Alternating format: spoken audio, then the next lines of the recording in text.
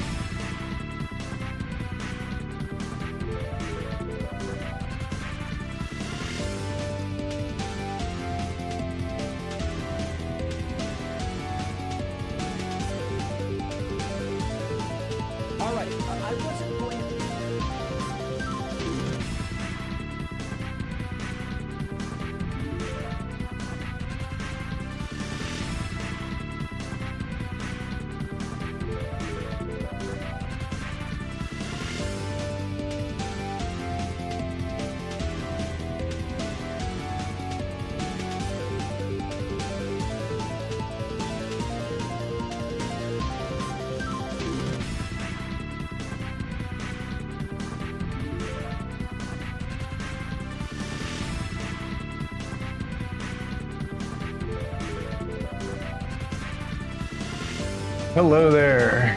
Hi. I'm turning the battle theme from Legend of the Dragoon down and fixing my hair because I look insane.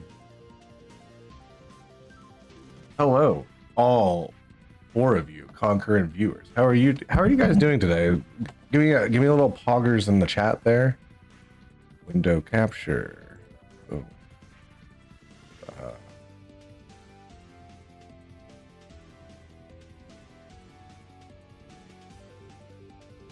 All right.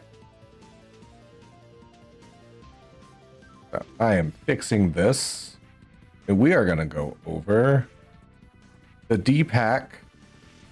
I'm at Pog level, but I don't know about Poggers. Okay.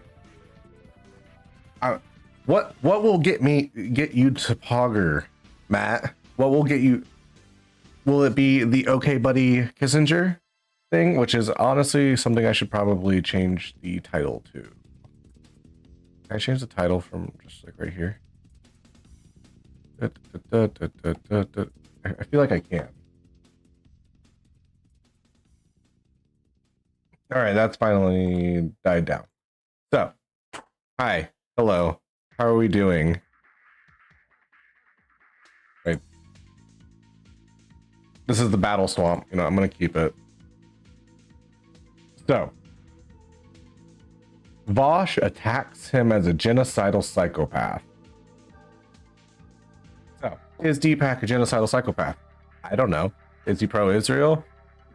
It's kind of hard to be pro-Israel without being pro-genocide, and at least implication or accidentally. I know that there are people that are sincerely pro-Israel that think they are not genocidal, but that doesn't change the material situations on the ground there. You know, I'm sure that there were, not that I'm drawing a comparison between being pro-Israel and pro-Nazi Germany. There were probably people in Nazi Germany who sincerely did not think that they were genociding people or that they were protecting the Volk or whatever. So it's important to remember that people's sincerity does not always reflect their political the effect of their political advocacy.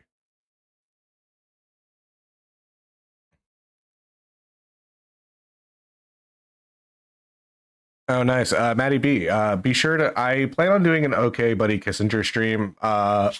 If in the Discord, there is an OK Buddy Kissinger channel where posting the best Kissinger memes. And I do plan on going over it when I feel like there is enough.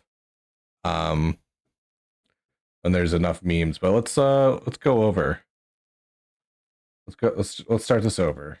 All right, I wasn't going to do this, but I'm going to do it. And then here's my only request. You tell me whether I should do stuff like this. Over the weekend, our team found a handful of clips of me being criticized by other people ostensibly on the left. Oh, I'm kind of stupid. What does ostensibly mean?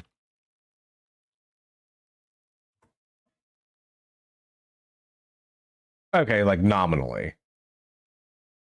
Okay, that's what I mean. Left for things Hello, I supposedly Sierra. said about the Israeli-Hamas conflict. Fine. In general, I don't do tit for tat. Let me generate a war and respond to this stuff.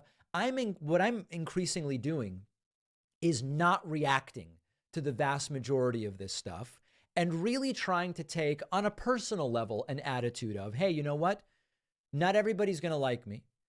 If I find out someone who I don't know doesn't like me, it doesn't really affect my life in any way. And really, in addition to barely posting on social media anymore, really trying to consume the information that I believe is worthwhile, reading a ton, primary sources, doing my commentary, and really tuning out the noise. Because it's important to remember, none of this stuff is real life. The fact that someone I don't know on the internet doesn't like me really doesn't matter. And so it's important, and the way I've been thinking about it is, in 10 years, will I regret it if I don't respond to random people on the internet who don't like me? I don't think so. So I'm increasingly not engaging with this stuff. I am going to respond to one of these because it's the only person who said something in these clips that I actually know who they are. The other ones my team found, we have no clue who these people are. There's a guy named Voosh. Some people know him as Ian Voosh, who has a channel. He's been on my channel. I've been on his channel. So he attacked me, and I'm going to play what he said, and I will talk about it. And you tell me, is this a complete and total damn waste of time, or is this in any way useful? Okay, so let's take a listen. And just so you know, when he says Dpak, he's referring to me. There are some communities that refer to me as Dpak. Okay, so let's listen. Did you say Dpak do just that? Dpak has always had really stupid opinions when it comes to Israel. When I raised a bunch of money for the Palestine Children Relief Fund, he like offhandedly said it might be going to Hamas. Okay, so let's start there. My opinions are stupid. Very difficult to respond to. No, they aren't, bro. Your opinions are stupid. No, your opinions are stupid. They're not. I'm gonna be honest. Feels like I know that Dpak has a full team that could have just gone like. I don't. One thing I don't like about Dpak is that he takes he, you know how people used to criticize Jon Stewart for like being a comedian when it was convenient, or in like being like a news person, but like the thing is that he was a comedian first. I think Pac-Man does that in the reverse, where like he will consider himself above blood sports, even, but will like okay, if you like have like a good point, but you call me an idiot somewhere in the middle of it, I'm not going to like hyperfixate on being called an idiot. And I think that that's a bad thing to do. It just seems like a weird thing to do. Sorry, I was checking something on the Discord. Okay, let's get back to it. Very substantive. My opinions are stupid. Then he says, I said the money he was raising was going to Hamas. Now, I looked for this. This was years ago, where someone on my stream said, are you joining Voosh's fundraiser for X group? I didn't recognize the name of the group. And what I imagine I said, and I admit I don't remember. I remember. Wait, hold on. What? Why does he have to imagine what he said? He can literally. Does he not have the VOD? I mean, maybe it's hard to go look for, but you could. He has David Pakman isn't a one-man show. He has a team. He just said he has producers. He could easily go, okay, it would have to be sometime between this date. Go look for it. You could use YouTube transcription. It wouldn't be that hard to find. So I don't know why he's having to rely on memory. The event, I don't remember exactly what I said. What I imagine I would say is, I am super careful about fundraising for any charity until I know damn sure everything about it. There are so many charities that we later find out sometimes are funding Hamas or other groups. There's the Holy Land Foundation for Relief and Development. Turned out money was going to Hamas. Okay. Also, I don't like this idea that if like you shouldn't donate to a charity because some of it might go to other things. Like, I hate to break it to like anybody here. When you donate to charity, even in like good charities, I think only like something like a lot of it goes to operating costs, because running a charity is not cheap. And I sometimes not even the majority of money donated goes actually to people. That is for even good charities. Of course, there's corrupt charities that just take everything. In the situation of Gaza, I really can't think of an enforcement mechanism to make sure money doesn't go to Hamas. Like, how would everybody who says, "Oh, that charity might go to like some Hamas people, that might go to somewhere"? What enforcement mechanism exists on the ground in Gaza to make sure it doesn't? And if there isn't one, then you're just saying that we should never donate to Gazan civilians.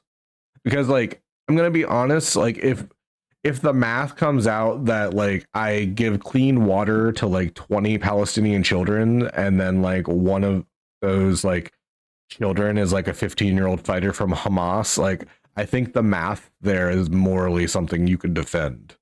So it always feels like a weird dodge to me. You know, if you donate to a charity for like a bad neighborhood in the USA, you're going to probably end up like donating to a drug dealer or somebody you don't think is personally good. But should you implicate all the other people that aren't part of that because one of those people, it's kind of like when people like refuse to give like homeless people money because like they're just going to spend it on drugs. Like, motherfucker, I was going to spend it on drugs too.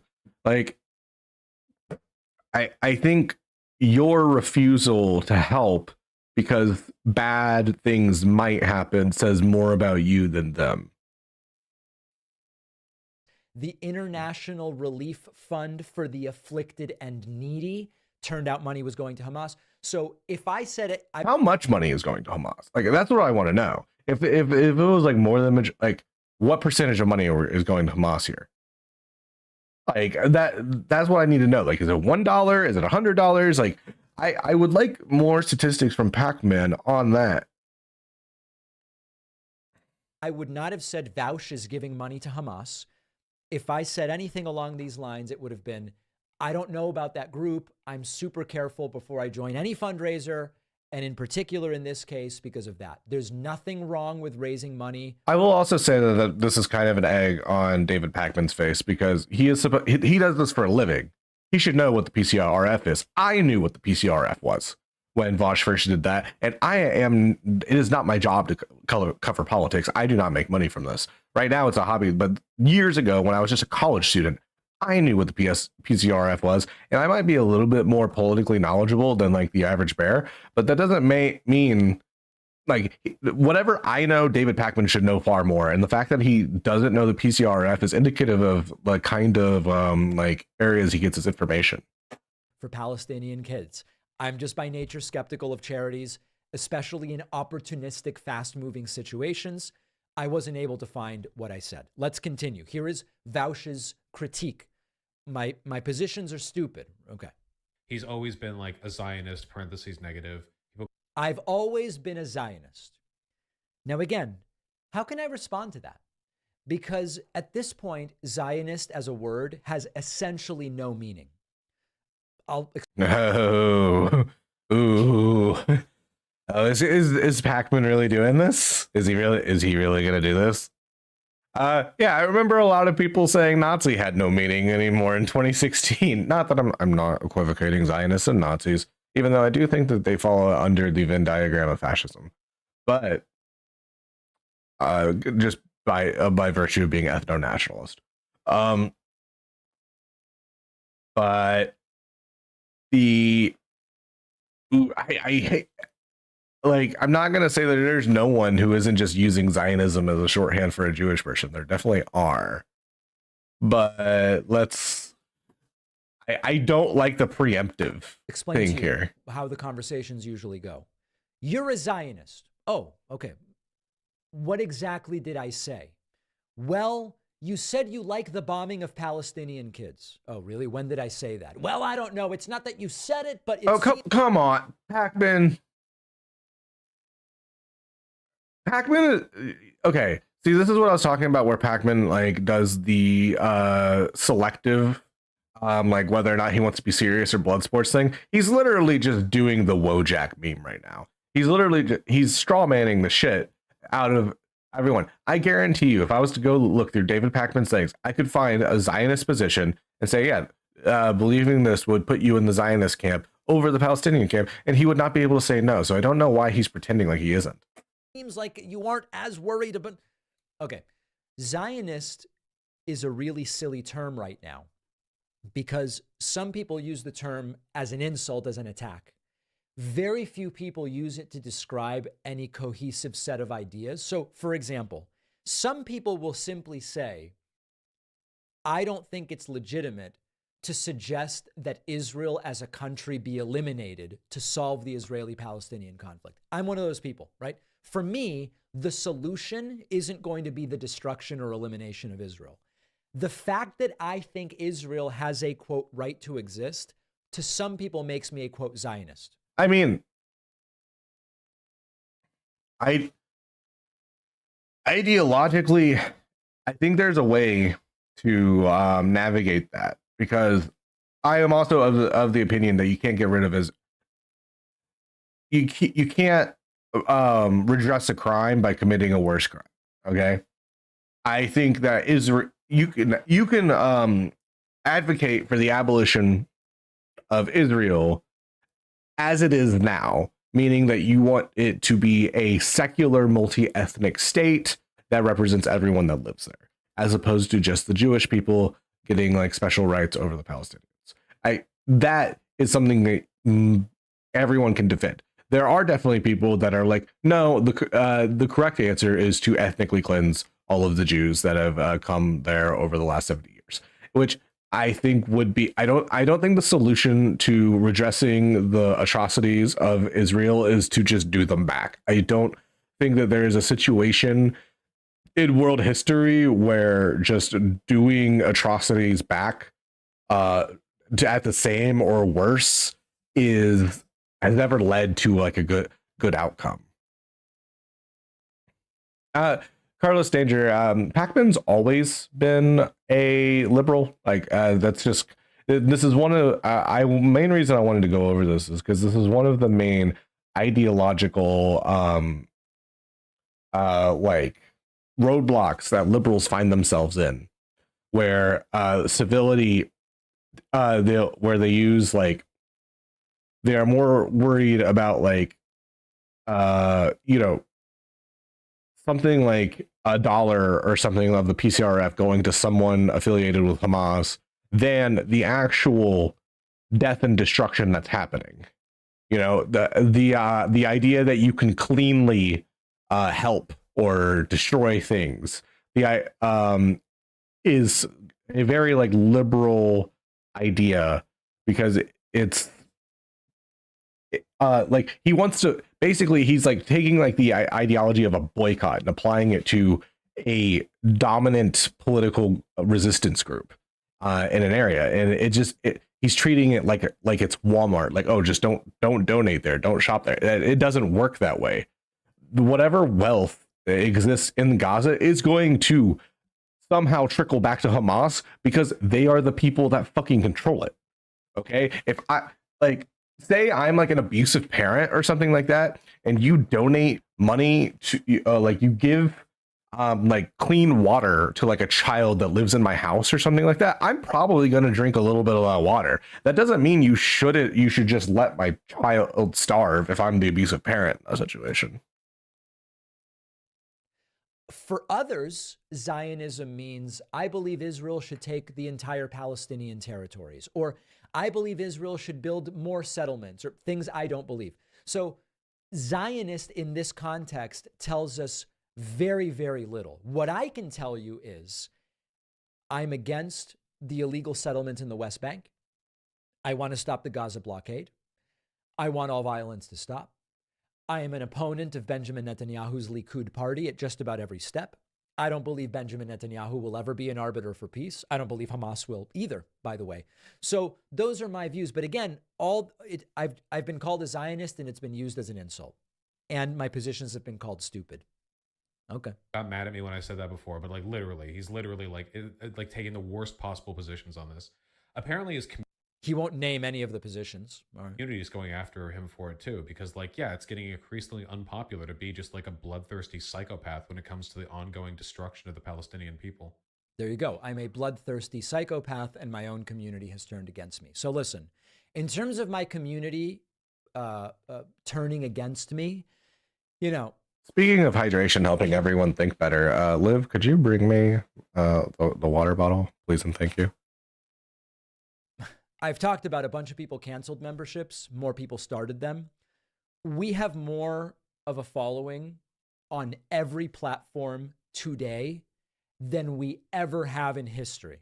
Okay. The show is bigger today on every platform, and we have more members today than we have ever had. You evaluate whether my community is turning against me. And, you know, when we start hearing stuff like bloodthirsty psychopath, I consider those ad hominems. I would love to get a list of the psychopathically bloodthirsty things I've said. So there's not much to respond to. I'm not going to do any ad hominems on Voosh. I'm trying not to engage in this stuff. I'm trying to do some ad hominems on Voosh. It's very easy to do ad hominem on Voosh, okay? He's a gay autistic retard. It's not that hard.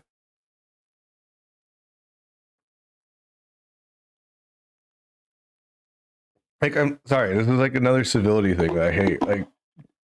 Like there's some kind of like virtue in like being the quote unquote adult in the room when you were the one that refused to help literal fucking children, like being bombed by government. I'd understand if like, hey, there's no reason to not support the PCRF. The PCRF is UN verified. They are as good as you can get. Okay, so like his like weird civility of like, wow, I may not have helped children be able to eat and drink clean water in the aftermath of having their homes bombed, but Voosh is the uncivil one here, because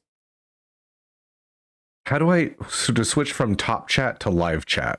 Oh, okay. Maddie B, how do I do that? Oh, okay. Hold on.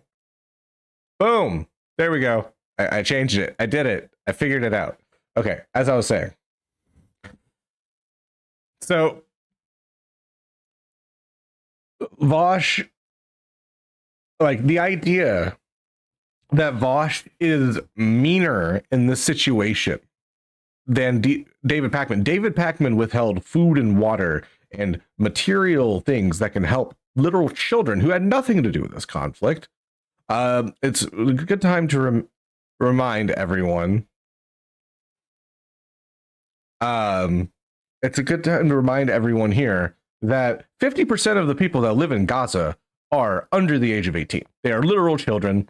50% of the people in Gaza did not vote for Hamas, like just definitionally. And then of the older people, I don't think that 100% of them voted for Hamas either. Okay, a lot of these people are just hostages under between two very bad rocks in a hard place. And the idea that David Pakman is somehow the adult in the room for withholding aid from children on the chance that it might go to Hamas, which even if it did, I would need to like know what the specific math is. But no, Voosh is the uncivil one for calling him a bloodthirsty psychopath. It's insane. That is insanity. That is liberal insanity, and I just don't like it. Like the idea that you can be literally somebody just like playing like yo-yoing food at a child and then being like, whoops, some of it might go to your oppressors, can't really help you now. But then when somebody calls you a psychopath, that's the bad person. That's fucking idiotic. And I think David Pakman's above that. To just demonstrate, look, here's an attack. It's not substantive. Hello. It's ad hominem, bloodthirsty psychopath, stupid opinions, etc. There's no substance for me to respond to. And people can judge for themselves whether they think these are reasoned critiques or not. I'm disappointed in Voosh. I am. But I'm not going to respond in kind. I have no interest in ad hominems beyond there is very little substance there. Here's the bottom line. I'm fine being disliked. This is it's sort of been my New Year's resolution, but I made it like 6.5, 7 months ago. I was on a particular trip and I read a really interesting Japanese philosophy book called The Courage to be Disliked. Hello, Noel. And I've really revised my views on a lot of things. Not everybody's going to like me, and that's okay. And in particular, people whose views are so different than mine, like it's not super likely socialists are going to like what I have to say about a lot of things. That's okay. You don't have to be a socialist to like understand the math of like what he's saying here. Like it's not like it's only socialists that are like being mad at Pakman or like Zionism as a thing. It is completely within liberal philosophy to be able to oppose Zionism. And if liberals were able to oppose racism,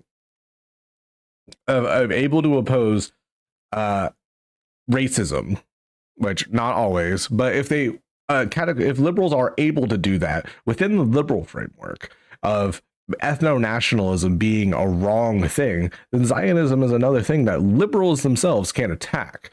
Now, the main reason liberals don't is because, like, as a kid, I was just kind of taught that like Zionism was thinking there should be a safe place for Jews, which I think that's true for all people.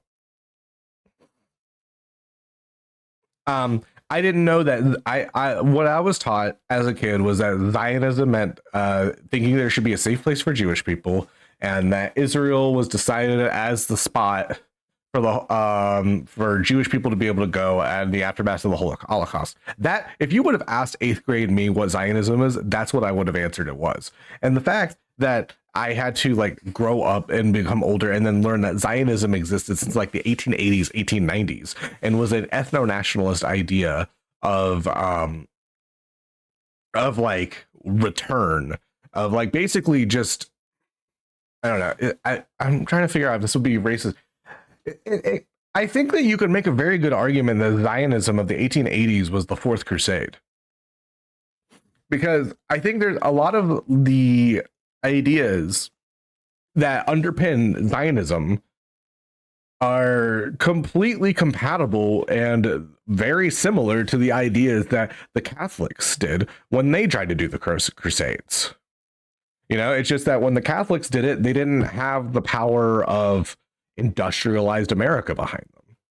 I don't know. I would really like to argue that at some point of whether or not Zionism is compatible with Crusader ideology. I would have to look more into that. We can all exist. We don't have to resort to ad hominem. Sometimes people do, but we don't have to. And I am going to. I will always resort to ad hominems. Not to stoop to the ad hominems, to keep doing my thing. And I think the show is going to keep growing.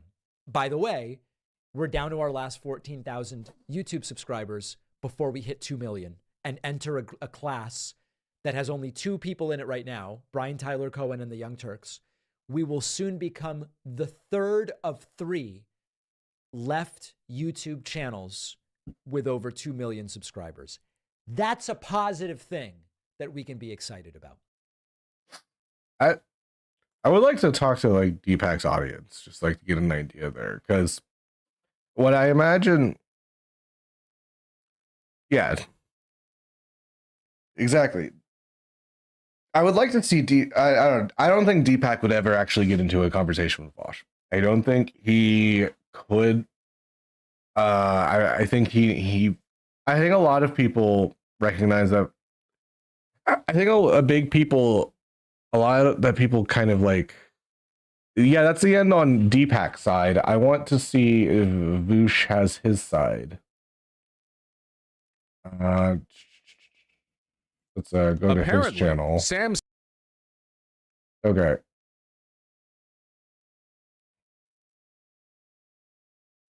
Is it maybe on other channels? Somebody, hey, can smart there. Can somebody, if there's more clips between, I would be curious to see that.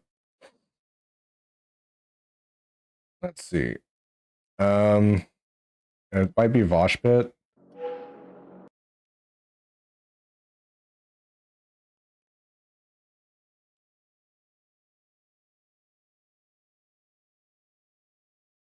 Okay, I'm not seeing it. That might literally just be it. But I think I'm gonna go look at the murder trial of Breonna Jay. I have not been looking more into it. The things I have seen about it are really sad and kind of been forced upon me via Twitter. I will be. Hold on. I want to look at hate crime legislation in England.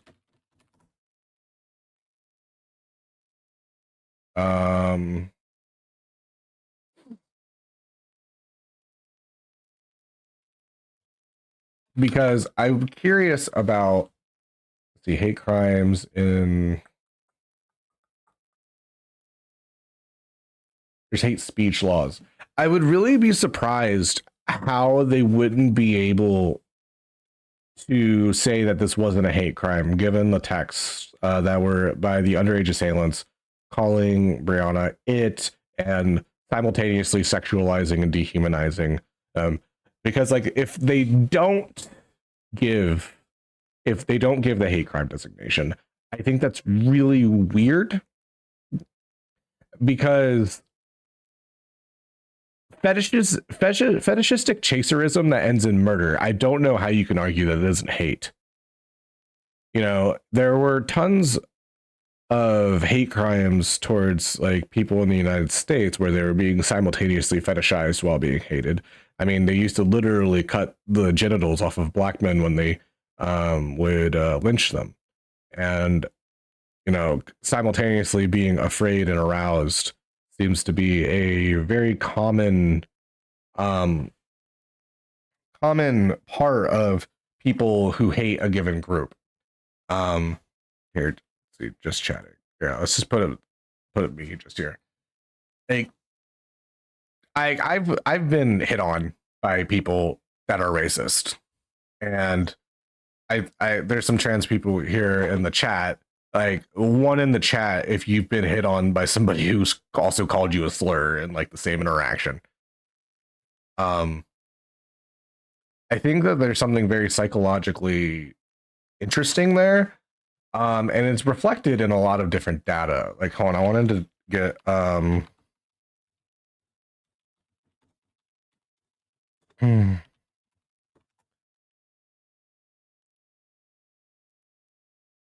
So yeah, Liv got it.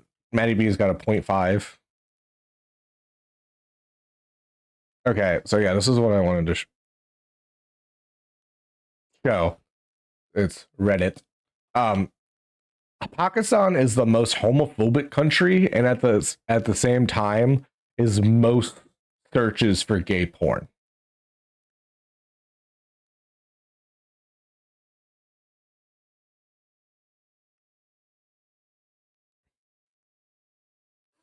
Yeah, this is like I will call this the Professor Flowers effect, okay? Where and I'm cooking right now. I think the way that humans, but mostly men, are socialized in the world, especially between the top bottom dynamic, encourages sexualizing things that you degrade. I mean,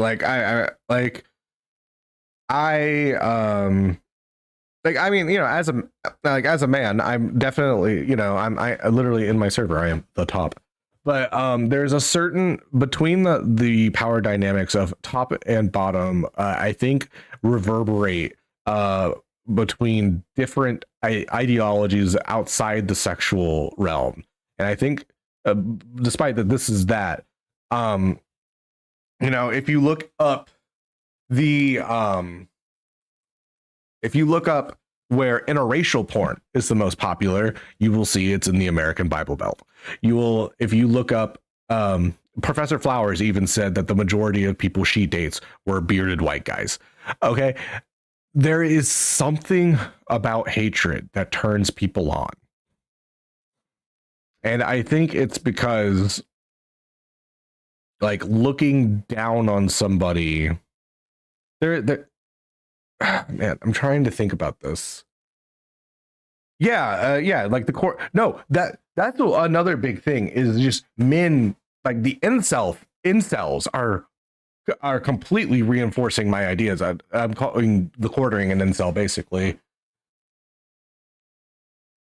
I don't think, honestly, Maddie B, I'm not sure. Is there any Eurocucks in the chat? Because I think the puritanical anti-sexualism is a more American thing than anything else. Can anybody get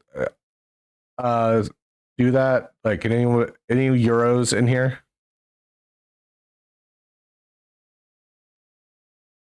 But because I don't think that everybody keeps on saying that the like puritanical anti-sexualism of like the Zoomers and shit like that has to do is political, and I don't think it is. I think it's cultural, like Christianity, but from people that are disillusioned with spiritualism. I think it's people that grew up like in, because that's often who is the most sex negative. It's people who used to be Christians and they're holding on to the morality of religiosity, but then using woke, for lack of a better term, woke terms to justify their spiritual disgust that they know they can't defend. It's way easier to be sex negative in the pursuit of consent and like safe sex than it is to say like Jesus will hate you or something.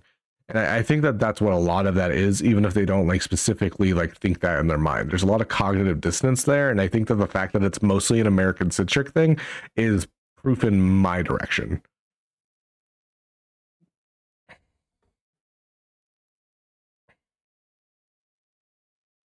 Hold on, I'm telling Saliva that I'm live.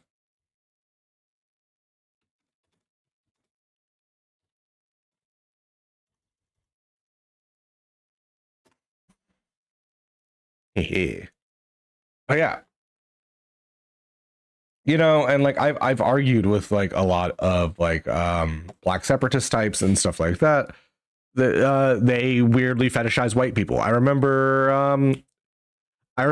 in the shark conversation with Endless, he said Endless said that he likes to play in the snow, which beyond being like misogynistic, it's just weird, and then goes against his own ideas of like, well, what if you have a mixed child? It's gonna like fuck them up. Like, okay, but then like if you believe that, then like why are you even risking it at all? It's not like condoms don't break and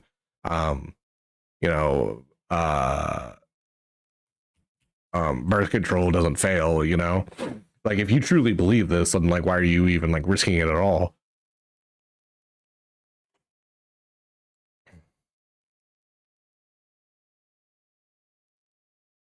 All right.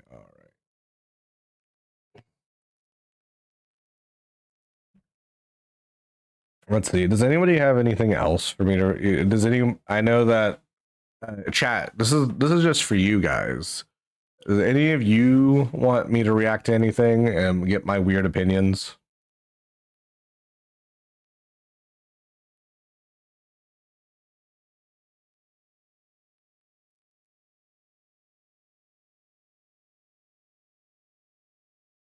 Oh.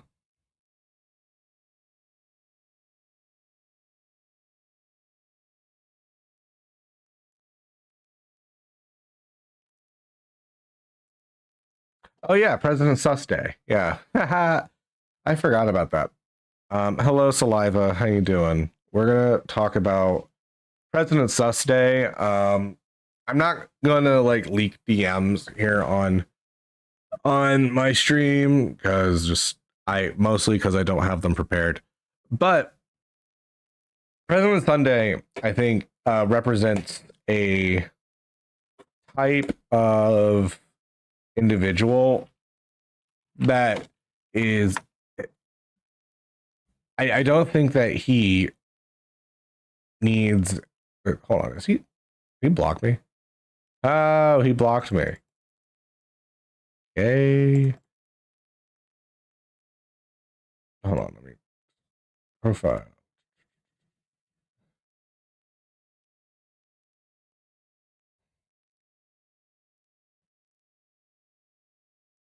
Sorry, I'm looking.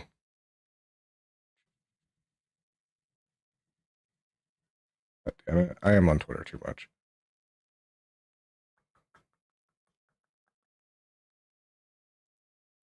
Yep, he blocked me. So anyway, President Sunday, let's just cap all this from the beginning. Hi, Saliva. I'm sorry you're very stressed right now. Have you considered getting more bitches? That might help you with your stress. Anyway, here, let's go back to just chatting. So, President Sunday is very I don't know on how to best describe Sunday.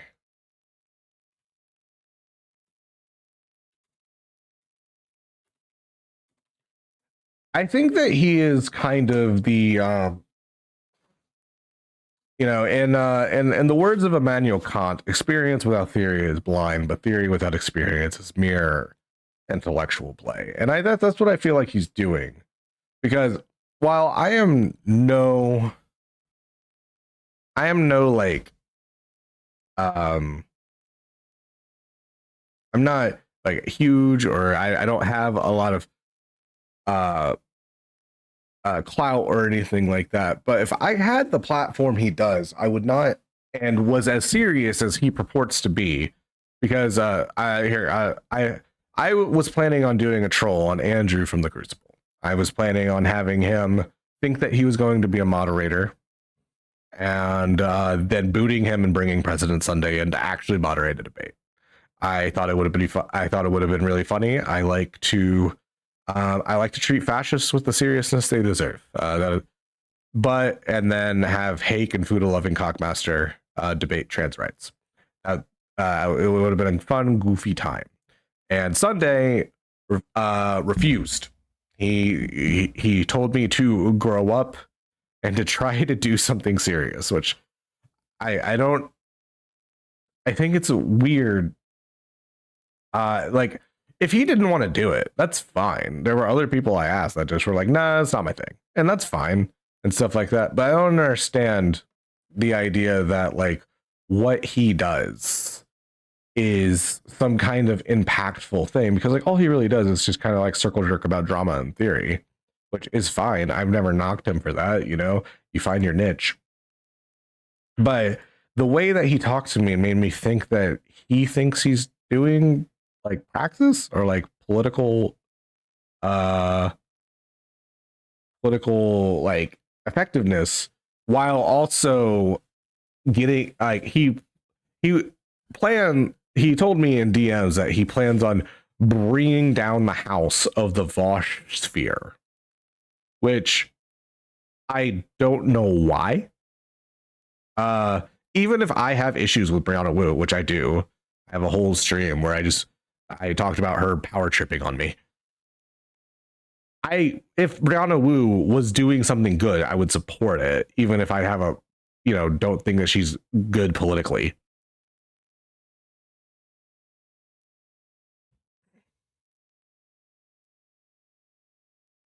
Wait, hold on. Sierra, do you not know about that? The Brianna Wu thing, or the fact that President Sunday is like conspiring against like the Voosh sphere for I don't know what his end is here, because if he's like thinking like, oh, we can't have people who I think are bad people have bad politics or are stupid like doing political stuff, I got bad news for you, Sunday. You need the dumbasses on your side. All right.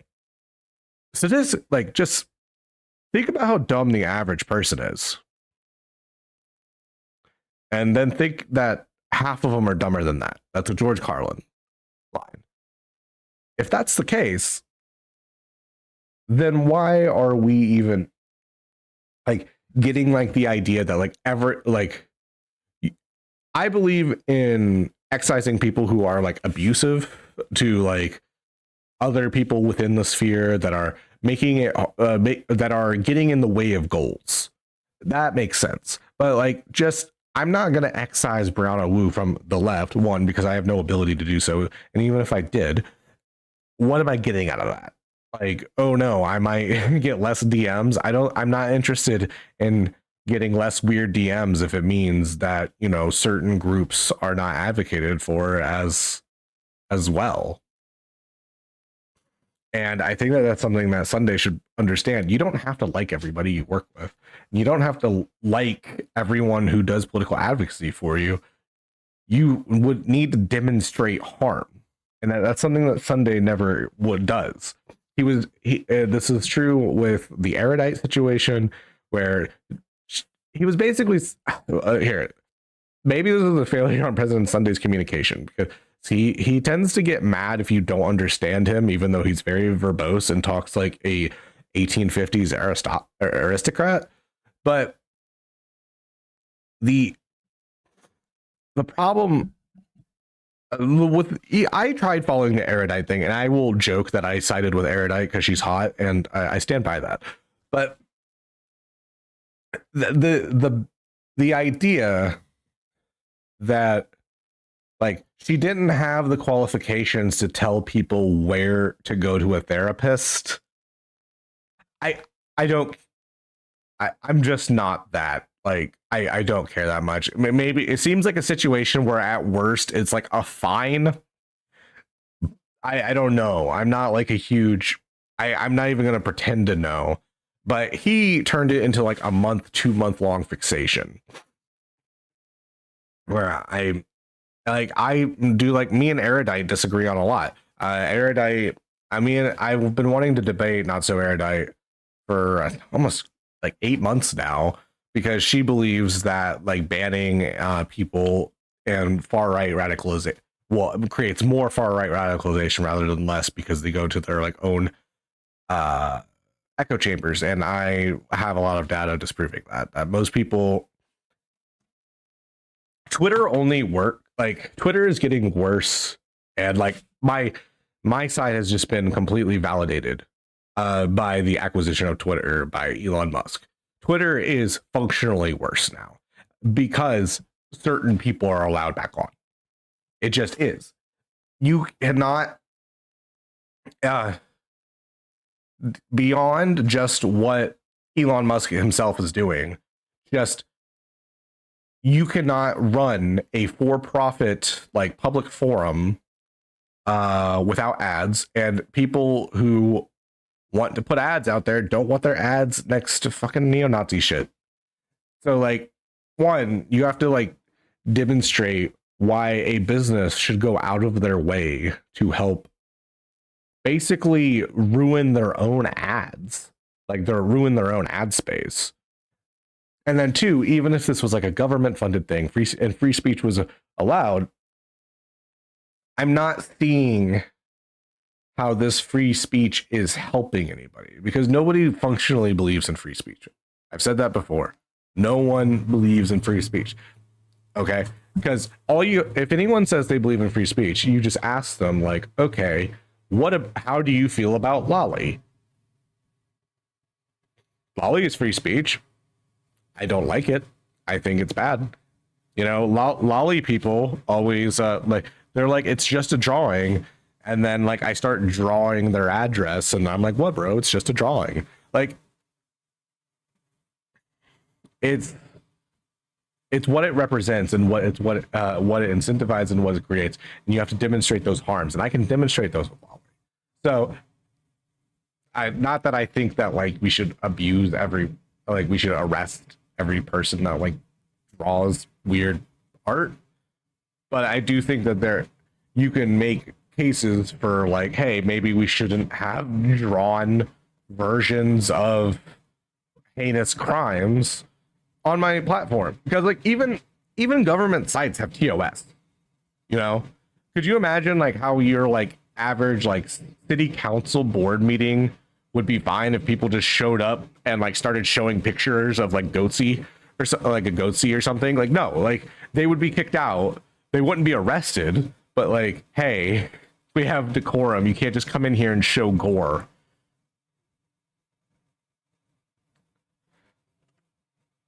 Wait, is that Discord iOS? What?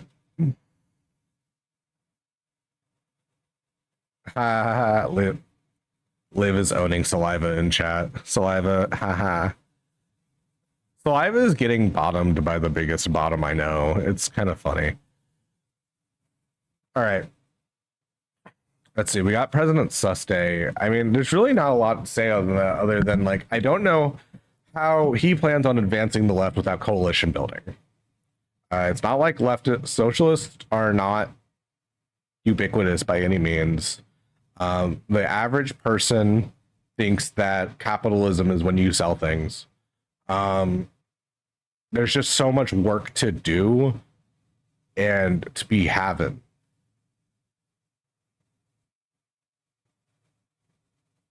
It's just very silly. Saliva is my pet's pet, by the way. Saliva is my grand pet. I rewound. No, you're good. I'm just mostly just vibing and stuff like that. I might play my Baldur's Gate thing on stream because I might as well get that going. Does anyone like? I've actually been wanting to do a Baldur's Gate like 4-player co-op thing. If anybody wants to get in on that, I know Liv will have a spot, so I have 2 spots open. Yeah, I'm gonna open up Baldur's Gate and just play this for a while.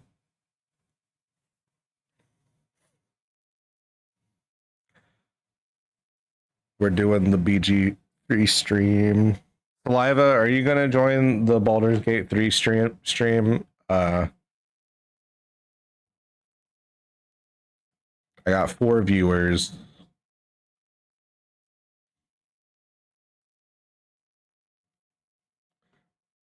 Hold on.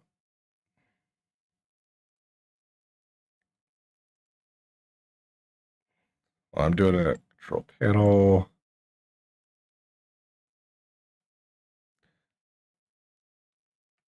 Yeah, it's because you're at your grandma's, like an idiot, like a nerd. Imagine having grandparents. No, this would be something I would need to be at another place. Liv would be here, and then we would all be streaming a Baldur's Gate run. Okay, it's apparently there is a nope, can't do it right now because there is a I think there's a patch. Yeah, oh, there's a huge patch. Never mind. None of us are Baldur's Gating.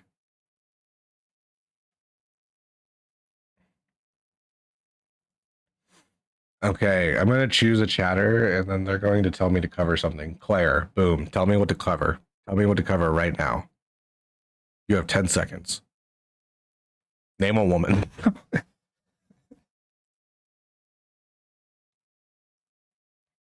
Oh, yeah. Oh, what are we doing? I forgot about Elon Musk.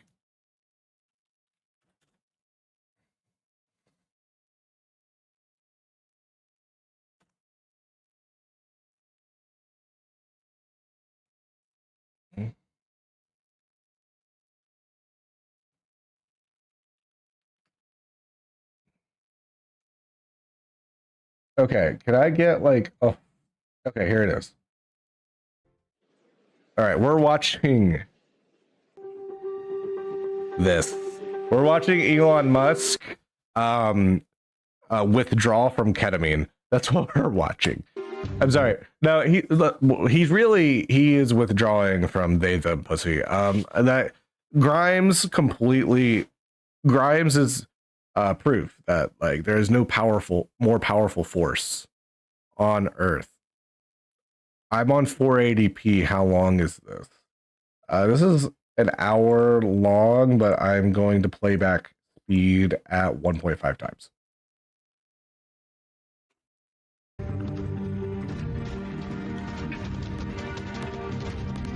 Saliva, do the spamming in the YouTube chat so it makes it look like there's more people than there is. Please welcome Andrew Ross Sorkin and his guest, CEO of Tesla, CEO of SpaceX, Chief Engineer and CTO of X, Elon Musk. Good evening, everybody. Thank you so much for being with us throughout the day. And I couldn't be more pleased to sit with Elon Musk as our final interview of this remarkable time we've all had together. He doesn't need much of an introduction, but I just want to say a couple things. He's the richest person in the world. He may very well be the most consequential individual in the world right now. He runs the most innovative companies in the world, Tesla, SpaceX, Starlink, which is part of that, Neuralink, the boring.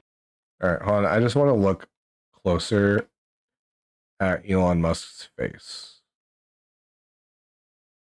Hair plugs. I think there's yeah, this dude's definitely had Botox. I'm sorry, I don't have a lot. It's so lost on the sauce. He is a company X and his X.AI. Silly guy. He's disrupted each of these lanes. He's moved. I can't understand having millions of dollars and like giving a fuck how you look. All right, like, you know, I'm hot because I'm poor. All right, you know, if I was rich, I would just like walk into a bar and see like some like hottie and just be like, hey bitch, I got a boat, you coming? Like, there's no like, I just don't, I can't understand the amount. Do you think I think Elon Musk and like rich people, like we all hear about those billionaires that like die because they're trying to get like dick lengthening surgery. That's just a cis man having gender dysphoria. Can we admit that? Like, I feel like that's just true. Like, if you are so dysphoric about, like, the reason men are just, it's not like all throughout all time men were like wanting to have huge dicks. I know that in like if you look at ancient Roman statues and stuff, they would like have smaller dicks because they considered that like more like sophisticated than the huge dicks of the barbarians or something like that. Like they did not fetishize huge dicks in Romans, and I think that in the Roman and Greek times, and I think that's because they were gayer. I think the gayer a society is, the less likely it is to fetishize huge dicks, because if you're in a gay society, you're more likely to have a dick go in your ass, and you don't want like a fucking like nobody wants like 15 inches in their ass. Okay, some people do, saliva, but like most people are like healthy about the kind of dicks they would take in their ass. I don't know. This is my that's my theory on why the Romans and Greeks did not fetishize huge dicks as much.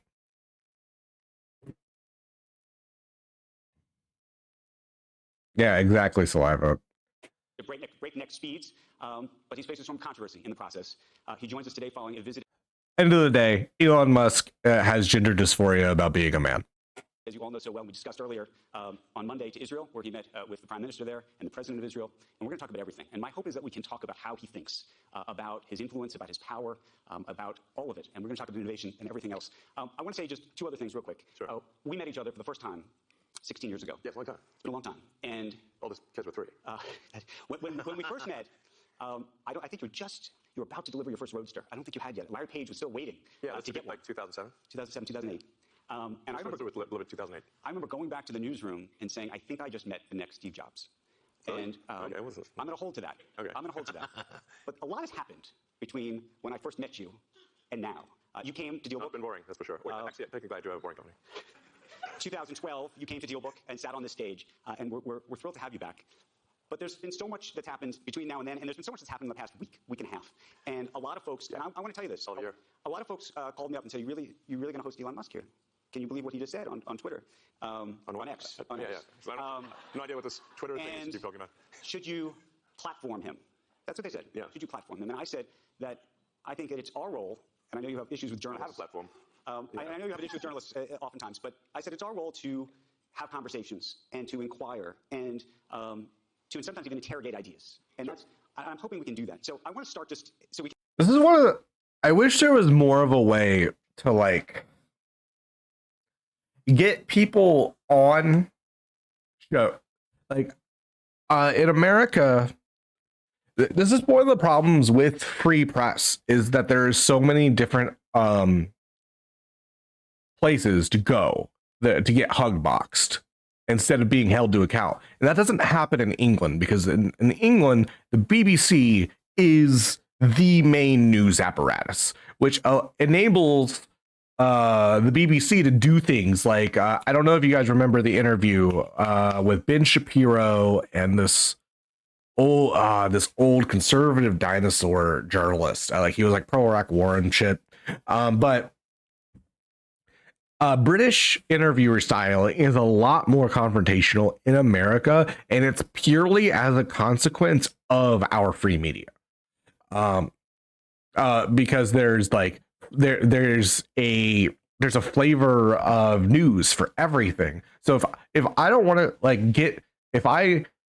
you can be a politician in America and have a huge platform and go on news things and never ever get grilled or get any tough questions, because there's so many places to go. And that's what this is. This guy is like literally like just, he has the richest man in the world that just explicitly agreed with the Jewish question not even a week ago, and he's sucking his dick. Okay, this would not happen in England. And you notice that when is the last time that Elon Musk has ever gone on the BBC? Hold on, let's actually look that up real quick.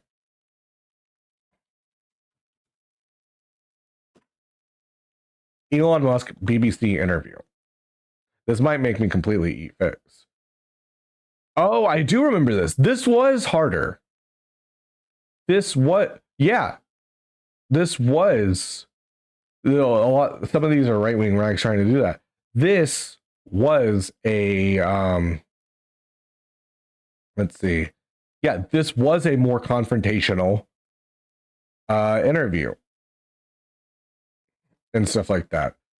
See, and that's why there's like stuff like this. Whereas with this guy is just like coming in and just slurping him up to be able to like, well, are you sure you really explicitly agreed with the Jewish question? He did. He frankly did. And you're going to see over time, Elon Musk is not going to go to places that will just explicitly say that to his face. You can begin this conversation and just level set. Take us through everything that happened, if you could. Everything? No, over the past week and a half. How long have you got? We've got the time. Okay. You send out a post or an X or a tweet. Yeah, I don't know post, what whatever, it's yeah. as. I'm trying to change, like, when things were just 140 characters, it made sense to call them a tweet, because like a bunch of little bits chirping, but when, the point at which you put like 3-hour videos on, it's like, it's a very long tweet. So here we are. Post is more descriptive, I think. And at some point, I don't know where you were, but you write, in responding to another tweet, Yes. this is the actual truth. And it set off a firestorm of criticism all the way to the White House. Right. Hold on, let's bring up that tweet just in case they don't.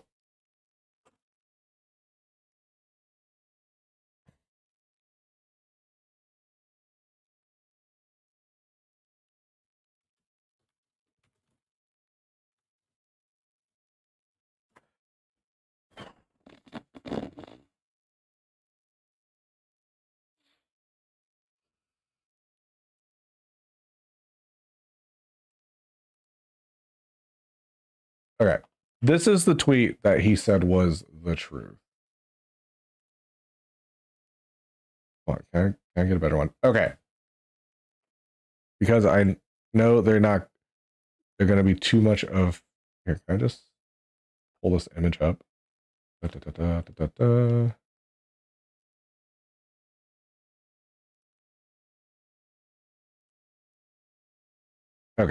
there we go. Okay, Jewish community. Fuck, it doesn't show the whole thing. But like even just the first one. Jewish communities have been using this exact kind of dialectical hatred against whites that they claim to want people to stop using against them. And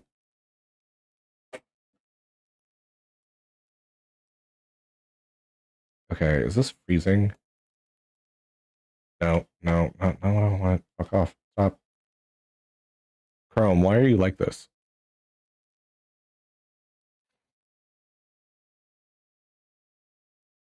Okay, got that. Okay, Chrome is being gay.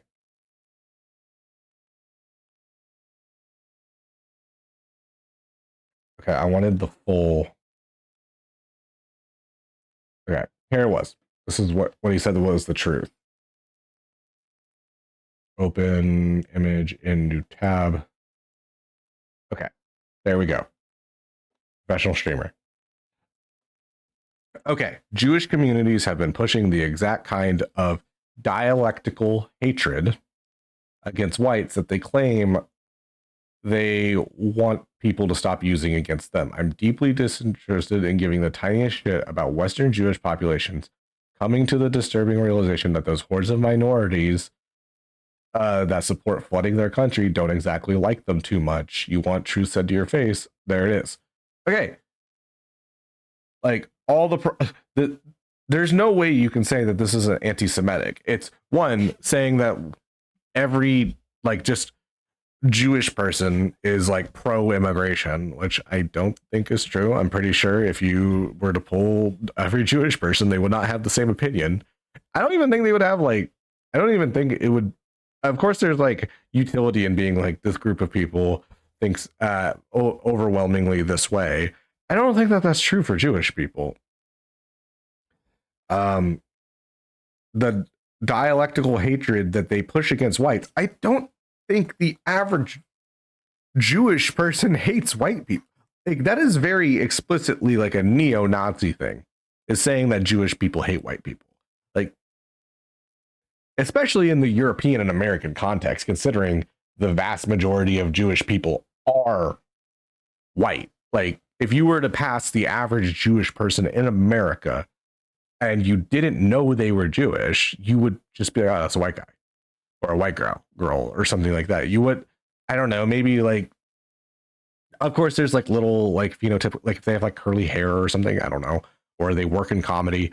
But other than that, it's not like that Jewish people hate white people. Like I have hung out with a lot of Jewish people, and they do not, they hate white racists, they hate neo-Nazis, but not white people.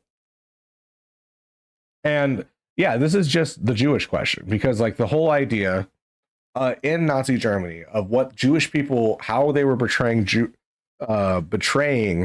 Germany, was saying that they were supporting politicians that were bringing in non-German people to infect the Volk in order to dilute the white race. So like there's nothing here.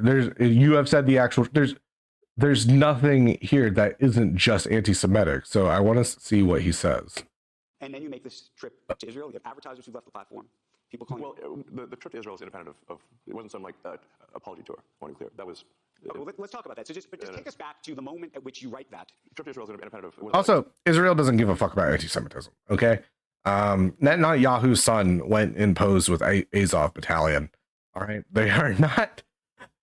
The idea that Netanyahu or like the Likud government, which is currently in power in Israel, gives a fuck about anti-Semitism is crazy, considering they're Holocaust revisionists. They openly hang out with neo-Nazis in the way the Azov Battalion, and they're hosting the world's richest man who just explicitly agreed with the Jewish question. I'm sorry, you cannot say that the Israel government does not. Israel government gives a fuck about Muslim anti-Semitism as a way to push their geopolitical wedge in the area, but they don't give a fuck about anti-Semitism principally. If they did, they wouldn't do these actions. In response to that at all. We'll do Israel just a moment. And I have no problem being hated, by the way. I hear Hate you. away. Well, but Oh yeah, I have no problem. People who have no problem being hated don't tell people that they have no problem being hated. you know what? Let's go straight to that then for a second. Sure. Because there is an idea, and you could say that. I think it's a real weakness to want to be liked. A real weakness. I do not have that. Let me ask you this then. There's a difference between saying I don't care if anyone. That says a lot. It's not a weakness to want to be liked. It's a weakness to want to be liked. And also, the idea that Elon Musk doesn't want to be liked is the most fucking hilarious cope I've ever fucking seen. This man is in his 50s doing 5-year-old memes that he just saw on his old, on probably a boomer Facebook account, and thinking that he's being hip with the kids because it worked on Grimes. Okay. The idea, if he didn't care about being liked, he would just be like the average lizard person like Zuckerberg is, where their only concept is like money, money, money, money. Zuckerberg will exacerbate genocides. In Windows capture is being cropped weird. What do you want me to do about it? How do you want me to, like that? Is that better? Okay. The idea that Elon Musk doesn't care about being liked. If he doesn't care about being liked, why do you have hair plugs in right now? If you don't care about being liked, why do you have Botox? If you don't care about being liked, why did you let that sink in? Why did you why are you doing this interview at all? If you don't care about being liked, all of this is PR. You're a hype man. Your job is to be liked. That's what brought you your wealth, was being liked. It wasn't your educational acumen. It wasn't your engineering skills. It was the fact that you had a lot of money to throw around and you threw it at some decent things. Tesla's like products and shit like that are not bad. I've ridden in a Tesla before. That shit's fucking fun. But I like the SpaceX fucking rockets that land themselves. That fucking shit is sick. But Elon Musk's role in making those happen was being the hype man and getting the funding and getting the investment to make it happen. He wasn't the one staying up late at the whiteboard doing the like complex mathematical formulas and trying to figure out like what metal will be able to bend and what won't. Likes me or they hate me. Yeah. But given your power and given what you have amassed and the importance you have, I would think you want to be trusted. I would think maybe you don't need to be liked or hated, but trusted matters. If X is going to become a financial platform where people are going to put their money, where the government's going to give you money for rockets, where people are going to get into the cars, they need to ultimately decide that you are, maybe they don't have to decide that they love you, but that you are ultimately a decent and good human being. Yes, I mean, I think I am, but I'm certainly not going to do some sort of tap dance to prove to people that I am. So as for trust, I mean, I think we break that down in a few ways. If you want satellites sent to orbit reliably, SpaceX will do 80% of all mass to orbit this year. China will do 12%. The rest of the world will do 8%. That includes Boeing, Lockheed, and everyone else. So the track record of the rocket is the best by far of anything. You could hate my guts next. You could not trust me. It is irrelevant. The rocket track record speaks for itself. With respect to Tesla, we make the best cars. Whether you hate me, like me, or indifferent, do you want the best car or do you not want the best car? So I will certainly not pander. And Teslas are not the best cars, by the way. There are better electric cars. The big three are in Toyota and Honda are getting in the market. I will say he is very responsible for igniting interest and mainstreaming it to get those industries to do that. But I do not see Tesla having the same value it currently does a decade on. I think it's going to be smashed by the bigger legacy car manufacturers. Like the only reason I'm here is because you were a friend. Like, what was my speech? See, I don't care about being liked. The only reason I'm here is because I'm your friend. Completely incompatible fucking things. Okay, just like the richest man in the world has severe cognitive dissonance, and it should be a fucking story. You're not making any. First of all, I'm Andrew, but yeah, sorry, it's okay. Second of all, we've known each other for a very long time. Spoken. Yes. And listen, you know. What I'm trying to illustrate is that sometimes I say the wrong thing. I think there are a lot of people who are tired, but let me go back. No. You should hear the sketches that SNL wouldn't post, by the way. Those are really good. And I would say, unfortunately, or fortunately or unfortunately, whatever friendship we have, not great. We don't talk to each other that much. But let me ask you this. It's true. That's true. Where am I? Doesn't return phone calls. Yeah. The point is, I'm here because you're a friend, not because I'm being paid or because I need any validation or anything. It's that we've been friends for 16 years, and I promise you I'd be here, and that's why I'm here. Well, I appreciate you being here. Not for any other reason. But let me ask you this then. Let's just go at it. Just tell me what happened. You write this tweet that says that this is the actual truth. People read that tweet. Yes. And they say, Elon Musk is an anti-Semite. That he is riling up this base. You're hearing it from, as I said, the White House. You're hearing it from Jewish groups all over. I think Jonathan Greenblatt from the ADL is here. There's lots of people who say this. And by the way, it's not just that. Did you read the whole thing? I did, and that's why I want to ask you the responses. Excuse me? I said more. More responses? Yeah, I said more than what you just read. Yes, no, there was absolutely more. Yes. But I'll tell you the thing that struck me. It wasn't, and I'm an American Jew. It wasn't just the people who had that view. It was actually people who really are anti-Semites who said, "Oh my goodness, go Elon! This is fabulous." And that actually was the thing that really set me back. I said to myself, "What's going on here?" And I want to know how you felt about that in that moment when you saw all of this happening. Yeah. Well, first of all, I did clarify almost immediately what I meant. I would say that was, if I could go back and say, I should, in retrospect, not have replied to that particular person, and I should have written in greater length as to what I meant. I did subsequently clarify in replies, but those clarifications were ignored by the media, and essentially I handed a loaded gun to those who hate me, and arguably to those who are anti-Semitic. And for that, I'm quite sorry. That was not my intention. So I did, post on my primary timeline to be absolutely clear that I'm not anti-Semitic, and that I, in fact, if anything, I'm philo-Semitic. And the trip to Israel was planned before any of that happened. It was neither here nor there. You see this thing? Mm-hmm. Do you know what it is? I do, because I actually followed your entire trip to Israel. Right. Why don't you tell everybody? This says bring them home. The hostages. It was given to me by the parents of one of the hostages. And I said I would wear it as long as there was a hostage still remaining. And I have. What was that trip like? And obviously, you know that there's a public perception that, and you're clarifying this now. I wonder with the whole, I'm trying to figure out right now if you guys have seen my face kind of scrunching. I'm trying to figure out if Elon Musk in his own brain thinks he is an anti-Semitic, or if he is anti-Semitic and just lying about it. And I go back and forth on that because I don't think he has already displayed cognitive dissonance in this conversation. So it's very easy for me to imagine a world where he does not think he is anti-Semitic, but is just like a useful idiot. And then the other part of it is that he was born in South Africa, to a family very much that left South Africa post apartheid, that is had emerald mines, and put it this way, he's put in pretty much every position to be that. Hold on, quick question. Hold on, I want to see how my stream looks right now.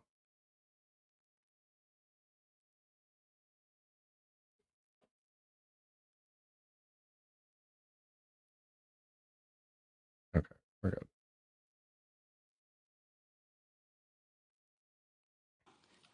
But there's a public perception that that was part of a apology tour, if you will, that this had been said. See, I'm not sure about that, because a lot of conservatives in America will literally, like, you can have the Patrick Man Ray conversation with them about being like, hey, you support all these ideologies that neo-Nazis do. And you can just be like, you believe that Democrats are bringing in brown people in order to shore up their votes, as a way of diluting the white race. And they say yes. And then you go, okay, you believe that American Jews are controlling the media, and you believe that American Jews are controlling the media in order to facilitate that outcome to the detriment of white people because they hate white people. And they go, yes. And you are like, you believe that white people are genetically smarter than all the other races. You'll get less people say yes to that, but a sizable amount will still say yes. And then you'll go, okay, you are functionally like a neo-Nazi. And then they'll go, no, I'm not. My dad fought my grandpa fought the Nazis, or something like that. That's literally, you need to people need to understand, like, and this is my issue with a lot of people, is humans, the average voter is not very ideological. They do not think about it that hard. Okay. They just take it at face value and then go with it. And that's how you're able, that's the most effective kind of lie, by the way, is to just get someone to just like say something in a way that just kind of gets them like, oh, okay, I could see that. And then they'll just mindlessly repeat it without even really believing it or thinking it. Online, there was all of the criticism. There was advertisers leaving. We talked to Bob Iger. I hope today. they stop. You hope? Don't advertise. You don't want them to advertise? No. What do you mean? If somebody's gonna try to blackmail me with advertising, blackmail me with money, go fuck yourself. That's not what blackmailing is. Like, these people are just like, hey, we would like to use your platform, but we just don't want it to be next to neo-Nazi stuff, and we don't want you to explicitly agree with your neo-Nazi stuff. Sorry. People are going to assume that we're endorsing it because our products are next to it. You know, it's a very entitled thought process to think that he should be able to have like zero. Elon Musk does not believe that he should have consequences for anything he says or does. But go fuck yourself. Is that clear? I hope it is. Hey, Bob, if you're in the audience. Also, he has negative Riz. That's how I feel.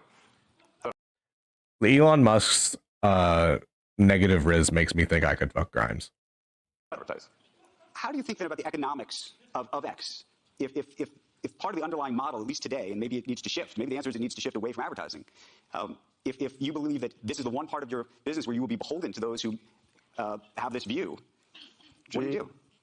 I mean, it's important, Matty B, to recognize that he doesn't have a problem with advertiser power. He just has a problem with it being used on him. He doesn't have principled like opposition to any of the things that he's railing against. He just doesn't like that it's being used against him. Why? I understand that, but there's a reality too, right? Yes. No. I mean, Linda Yaccarino's right here, and she's got to sell advertising. Absolutely. So, no, totally. So, no, actually, what this advertising boycott is going to do is it's going to kill the company. And do you think that? But And the whole world will know that those advertisers killed the company, and we will document it in great detail. But those advertisers, I imagine, are going to say we didn't kill the company. Oh yeah. They're going to say tell to Earth. But they're going to say, Elon, that you killed the company because you said these things and that they were inappropriate things and that they didn't feel comfortable on the platform, right? That's what they're going to say. And let's see how Earth responds to that. The idea that Twitter going down and like the world will like rally behind him is ridiculous. And you could make a good argument that he's trying to do stochastic terrorism here. He's trying to get people to look at who these people are and stuff like that. He knows that he has crazy people on his platform that like think that they're on like the freespeech.com, and we'll see advertisers like just making the like there's nothing like leftist or socialist or anything. All of this fits within the liberal framework. Like what this guy should ask next is, should a company should a company who is like losing money or like, you know, losing brand because of your platform, should they stay on your platform? And then he's going to ask like proof of that. And if you were able to give him demonstrable proof to his face, he would probably still say yes. Which means that he doesn't even believe in the ideas that he believes. This is not free. This is Elon Musk is being against free association right now. This is Elon Musk being explicitly anti-First Amendment. Okay, then this goes back to... We'll both make our cases, right, and we'll see what the outcome is. What are the economics of that for you? I mean, you have enormous resources, so you can actually keep this company going for a very long time. Would you keep it going for a long time if there was no advertising? I mean, if the company fails because of an advertised boycott, it will fail because of an advertised boycott, and that will be what bankrupted the company, and that's what everyone on Earth will know. What do you think then of the... I guess this goes back to the idea of trust, though. Then it'll be gone. And it'll be gone because of an advertised boycott. But you recognize that some of those people are going to say that they didn't feel comfortable on the platform. And I just wonder and ask you and think about that for a second. Tell it to the judge. But the judge is going to be... The judge is the public. And you think that the public is going to say that Disney is making a mistake? Yes. And they're going to boycott Disney? They already are. Well, there are some that are for lots of different reasons. But you think that this is going to... that you have the... This goes actually the interesting of power and leverage. Let the chips fall where they may. Let the chips fall where they may. Can I ask why that is the approach? And I ask it because you've been very approach. Well, you've been very particular about the approach to Tesla. When you think about the engineering involved in that, the approach to SpaceX, the approach to some of the stuff you're doing with AI has been very specific, right? There's not a let the chips fall where they may approach to those businesses, I don't think. No, we focus on making the best products. And Tesla's gotten to where it's gotten with no advertising at all. I understand that. Tesla currently sells twice as much in terms of electric vehicles as the rest of electric car makers in the United States combined. Tesla has done more to help the environment than all other companies combined. It would be fair to say that, therefore, as a leader of the company, I've done more for the environment than everyone and any single human on Earth. How do you feel about that? No, how do I feel about that? Yeah, no, I'm asking you personally how you feel about that, because we're talking about power and influence and... I'm saying what I care about is the... Well, Matty B, the main reason Disney is like woke and gay is because is for capitalist reasons. Like, you know, like the people that spend the most money on Disney are Disney adults, and Disney adults are overwhelmingly gay, even if they don't think they are themselves. Like, I'm sorry, if you put two people in front of me and one was a Disney adult and one was like one guy blowing 19 guys, I would think the Disney adult is gayer. But the idea, and like Disney is just responding to market forces. Okay, if I guarantee, and the thing is, like people like boycotting Disney, somebody in Disney has done the math, and they're like, okay, we are a company that makes movies for children, and what are the demographics of American children right now, who are the most catered to in terms of like the market?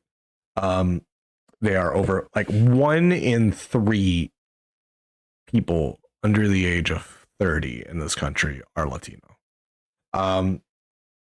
Gen Z, like 20% of Gen Z is gay. You are not, there's no, put it this way, the people being like the people doing the boycotts and stuff like that just do not have the cultural power they think they do.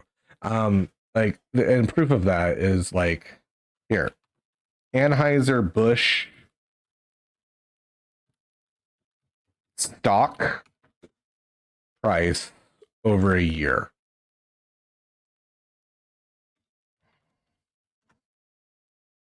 14-year stock price of Anheuser-Busch. Okay. This was COVID. You know, that's good.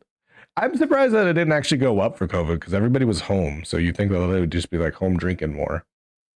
And when did let's see, when did the Dylan Mulvaney thing start?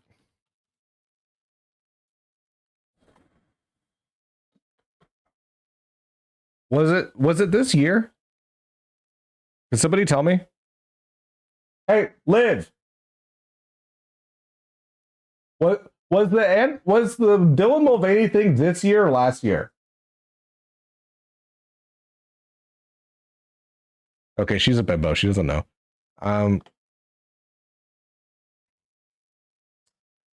I'm pretty sure it was this year. Okay. So you see bam right there. Okay. Yeah, it was this year.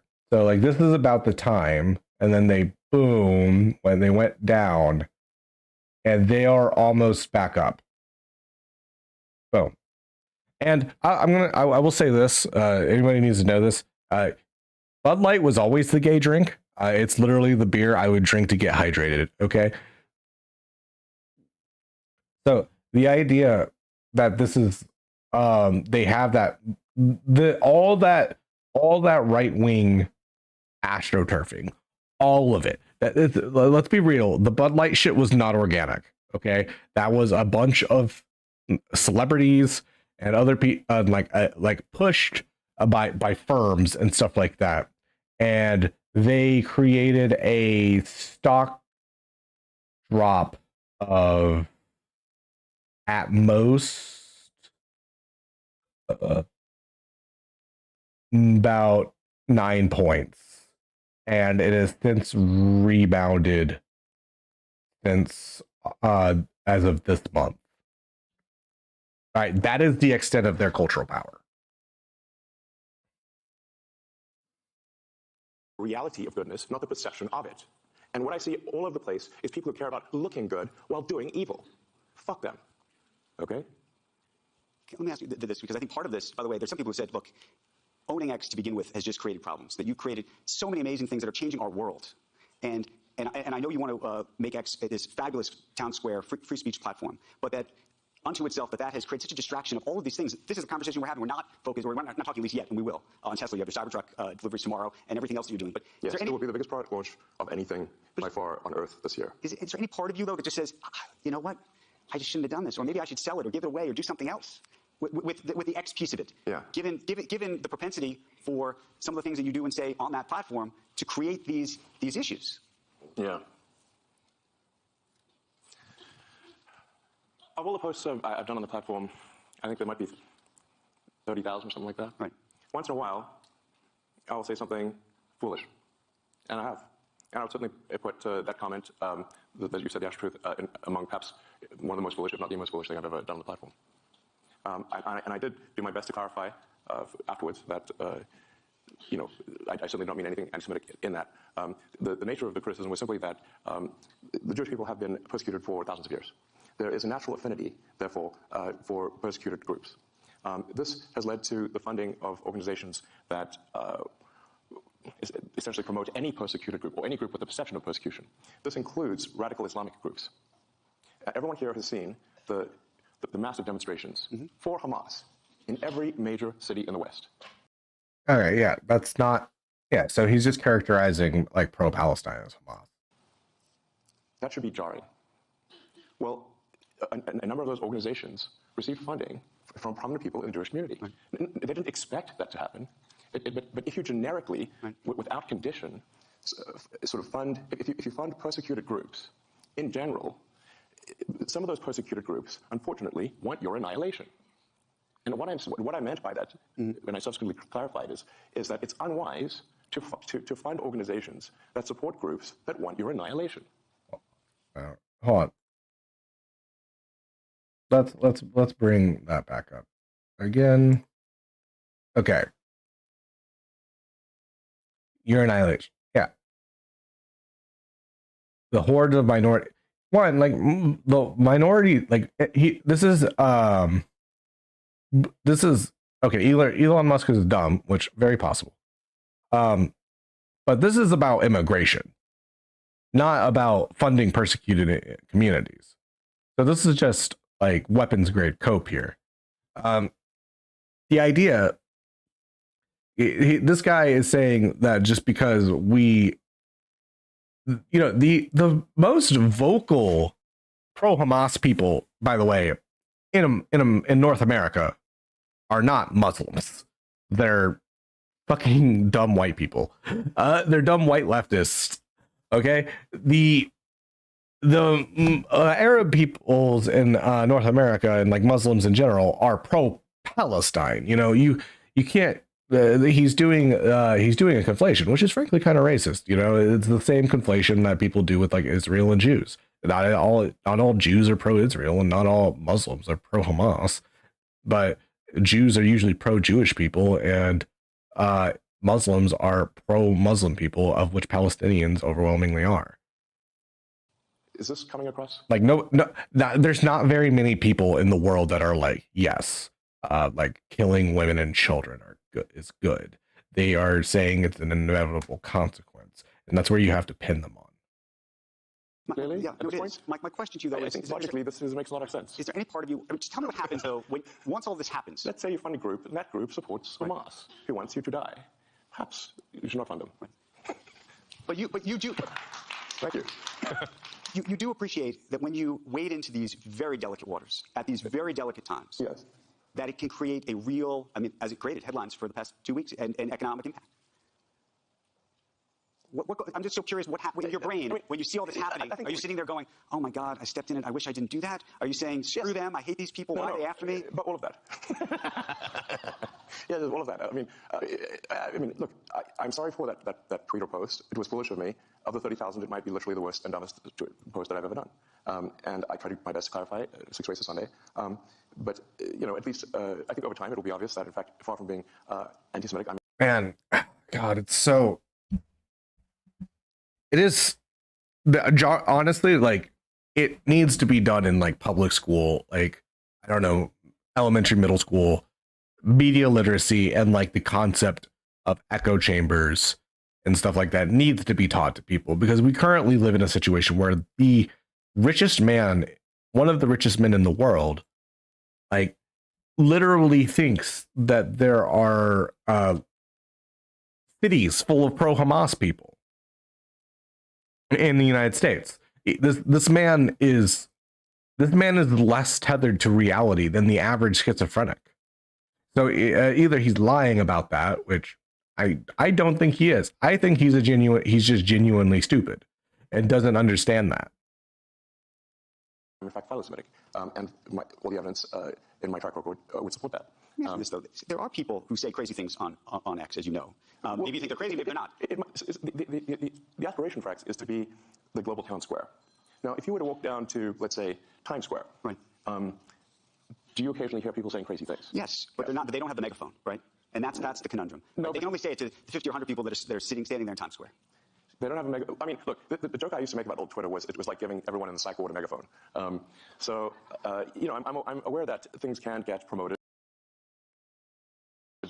that are negative beyond the sort of circle of somebody simply screaming crazy things in Times Square, which happens all the time. It's pretty rare for something, frankly, that is hateful to be promoted. It's not that it never happens, but it's fairly rare. I would encourage people to look at, for those that use the system, when you look at the feed that you receive, how often is it hateful, and over time has it gotten more or less hateful? And I would say that if you look at the X platform today versus a year ago, I think it is actually much better. I mean, what is your personal experience? Are you surprised? I'm just curious. You use this. I use the platform religiously. I admit to being an addict, and I use it for you. And I will say, now the problem is, because I'm a journalist, I go looking for stuff. Well, that's I'm just saying, and because I also think the algorithm for me personally, because I'm looking for stuff, also is feeding me other things. This is actually a challenge in that, like, sometimes people will say, like, why is it showing me posts from this person that I hate? And we're like, well, did you interact a lot with this person that you hate? Well, yes. well, therefore it thinks that you want to interact more with this person that you hate. That's like a reasonable, Let me ask this. you kind of want to have an argument. When you tweet, Yeah. do you ever post? Let's say post. When you post, I mean, listen, I'm open. If anyone can come up with a better word, that would be great. When you post, though, but the least bad word I can think of is post. Yeah. When you post, though, are you trying to rile up either a base or an audience? Do you recognize the power you have in that? And also, by the way, not just rile up one version of side of it, but also rile down, which is to say, as I said, there are people who are demonstrably anti-Semitic on the site. Who I get Jew boy things and all sorts of things that come my way. Hey, for a while I thought I was Jewish, so they would, I get it too. But no. But the question is, my name is Super George. Do you ever think to yourself, you know what? I'm going to go online and I'm going to say these people. I condemn these people that are on my site saying these things. Because I have. You say I condemn anti-Semitism, but do you ever go? Yeah, I said I literally posted I condemn anti-Semitism in all its forms. Like that is a literal post that I made. I mean, I'm like, listen, if I can get out the thesaurus if you and we could, let me ask you a different question. You compose it, I'll post it. Okay, let me ask you this. You were on a podcast about a month ago, and you said something that struck me, and it struck me as accurate. Came out of your mouth, so hopefully it is. But I'm hoping to go deep on this. Just because it came out of my mouth does not mean it's true. No, but you said my mind is a storm. I don't think most people would want to be me. They may think they want to be me, but they don't know. They don't understand. What did you mean by that? What was your mind being a storm? And I think it. I mean, I have known you for quite some time. I think it is a bit of a storm. Yes. Yeah. I mean, as much as a weather metaphor makes sense, my mind often feels like a very wild storm. I mean, I have a fountain of ideas. I mean, I have more ideas than I could possibly execute. So I have no shortage of ideas. Innovation is not the problem. Execution is the problem. I've got a million ideas. I mean, I've got an entire design for an electric supersonic vertical takeoff jet, but I just can't do that as well. I've had that for 10 years. And there's a million things. Is your storm a happy storm? I just want to a little confession. I used to think my brain was a storm too, and then I turned 9 years old. No, it's not a happy storm. No. Tell us about that, because I think that actually, when people try to really understand you, I think that there's a lot of this comes from some other place, and I want to talk about that. What do you think that is?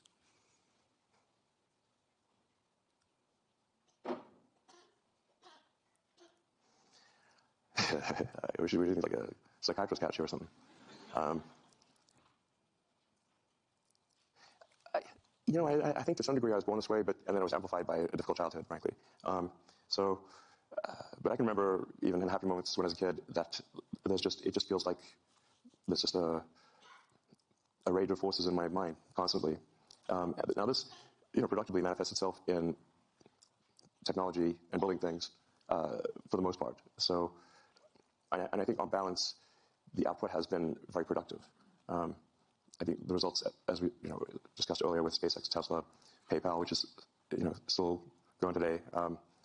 The first internet company that I started, in fact, the first internet company I started Zip2 was funded by a New York Times company, Hearst and Knight Ridder, and we wrote some of the software for the New York Times website, and we helped bring online several hundred newspapers that previously were only in print. Now this is in the 90s, which at this point is like, I'm like the grandpa black, basically. The 90s and internet feels like the Precambrian era when there were only sponges. Anyway, so I feel like a lot of productive things have been done, and you can also look at Tesla as being sort of many companies in one. Like our supercharging network is, if the Tesla supercharging network were its own company, it would be a Fortune 500 company by itself. It's just the supercharging system.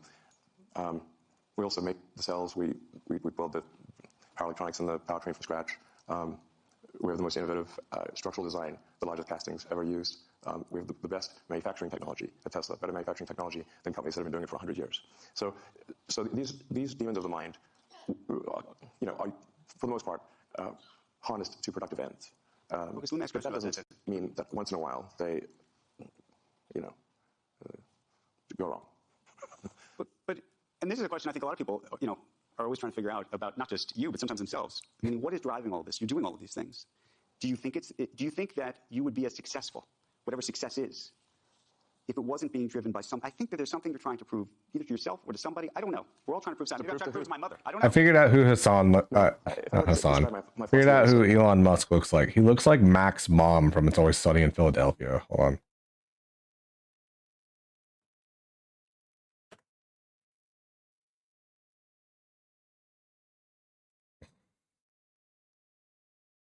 Tell me that this isn't the same. person. All that money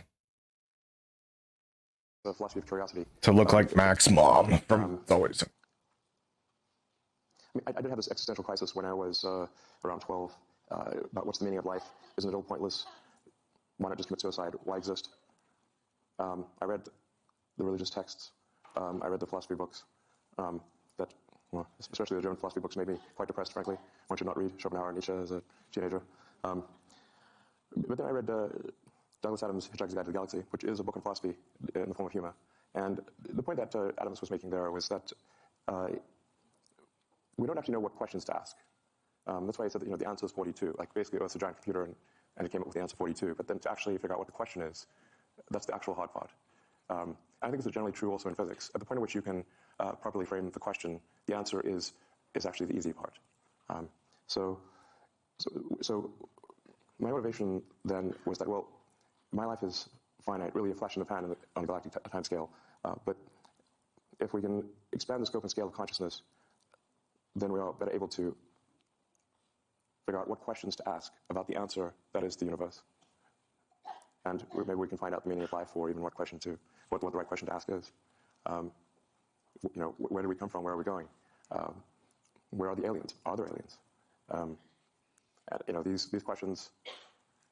And is there new physics to discover, or is this because there seems to be some real questions around dark matter and dark energy, and so the purpose of SpaceX is to extend life beyond Earth on a sustained basis, so that we can at least pass one of the Fermi great filters, which is that of being a single planet civilization.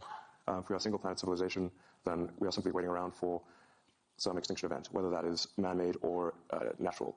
But if you're a single planet civilization, eventually you will something will happen to that planet and you will die. If you're a multi-planet civilization, you will live much longer.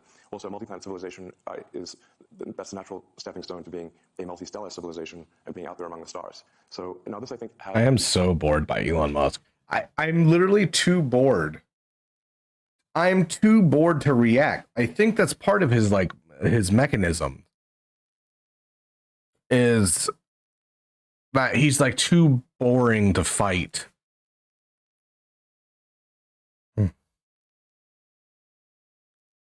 Is there anything else worth it on?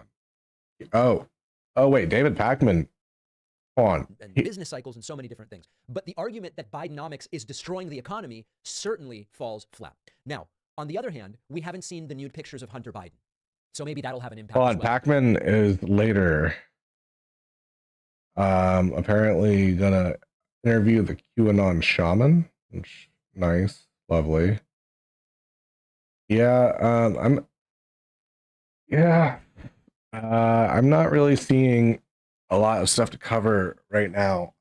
Thanks for coming on. I'm probably gonna stream more. I think I'm gonna do more. I was planning on doing more planning content, but I think it's better just to do short spurts of just talking about things. All right. I'm just gonna go ahead and call it for the night, but I'll probably be streaming back tomorrow. Thanks for hanging out, all four of you. You guys are the best. Later. Bye.